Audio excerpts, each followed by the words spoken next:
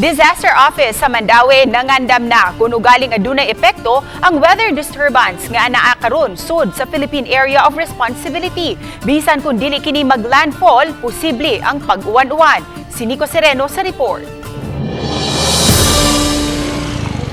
Sa buhatan sa CDRRMO sa Mandaue naabta namo kining mga personnel nga nangandam. Gilimpyuhan ang kagamitan ug mga ekipo sa ilang fire truck. Giandam sab ang ilang speedboat ug ubang rescue equipments. Matud sa labaw sa CDRRMO, ang ilang preparasyon karon dili tungod gyud sa dagan sa panahon. Kun dili nangandam sila kay dunay inspection ug evaluation ang DILG alang sa Seal of Good Local Governance. Hinuon-nunot sa kusog nga bagyo nga anaa sa kadagatan sa PAR, buot sab nila nga mangandam bisan kun dili direkta nga maapektuhan ang Mandaue. Nguhan mo yatong i-monitor sad karon kay layo-layo raman ta man to sa tip of Luzon, but ang nguhan na niya dako man. CDRRM o Mandaue always prepared in times of any emergencies. Samtang gitigom sa CDRRMO officials ang mga aplikante pagka city responder. Dunay 40 ka mga applicants apan 21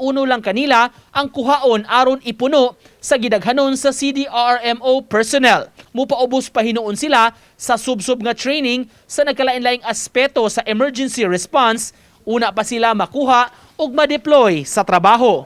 Tumong tuyo na to ani nga per shift na to nga kuan na ay tag 50 ka personnel nga 3 shift man ta.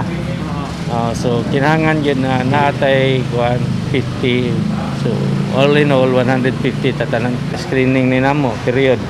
By September 16 start ata until December, 3 months and a half man ang atong training. Uban ni Godfrey Relien, Nico Sereno, Balitang Bisdak.